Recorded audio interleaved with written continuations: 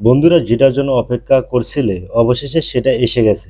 শাহরুখ খানের জন্মদিনে এসেছে এমন এক চমক, যেটা দেখে ভক্তরা বলছেন এই তো আসল কিং ফিরে এসেছে।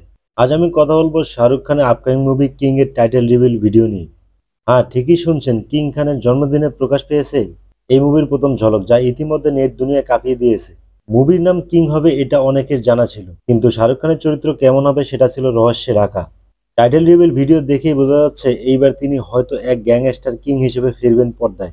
ভিডিওতে একটা ডায়লগ ছিল, হাজার জুলুম, 100 দেশ বদনাম দুনিয়া, কিন্তু একটাই নাম, কিং। এই একটা লাইনে বোঝা যায় এই চরিত্রটা কোনো সাধারণ চরিত্র নয়। 60 বছর বয়সে শাহরুখের কুল লুক দেখে ভক্তরা অবাক।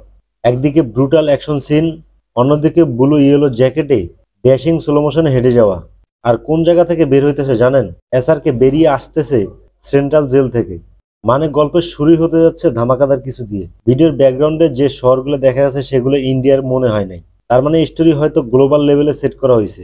এই টাইটেল রিভিল ভিডিও হয়তো আসল মুভির কোনো দৃশ্য নয়। আমার মনে হয় শাহরুখের নতুন চরিত্র ফ্যানদের সাথে পরিচয় করিয়ে দেওয়ার জন্য বানানো একটা নতুন ক্যারেক্টার ইন্ট্রো ভিডিও এইটা। ভিডিওতে একটা টেক্সট আমার খুব নজর কাড়ছে, a new Shahrukh Khan experience. মানে এবার আমরা এমন এক শাহরুখকে দেখতে যাচ্ছি যাকে আগে কখনো দেখিনি। অ্যাকশন তো আমরা পাঠানা জওয়ানে দেখছি, কিন্তু এবার একদম নতুন ও আলাদা এক চরিত্রে কিং মুভিতে দেখা যাবে শাহরুখ খানকে। এই নিউ এসআরকে এক্সপিরিয়েন্স, এই লাইনটা এখন সবার এক্সপেকটেশন আরো বাড়িয়ে দিয়েছে। কাস্টিং এ আছে ধামাকা। শোনা যাচ্ছে এই মুভিতে থাকবেন শাহরুখ খান, সুহানা খান, দীপিকা পাদুকোন, অভিষেক বচ্চন, অনিল কাপুর, জ্যাকি শ্রফ, আরশাদ ওয়ারসি, রাঘব জুয়েল, জয়দীপ এলাহাদ। ভাই একসাথে এমন কাস্ট মানে ব্লকবাস্টার কম্বো।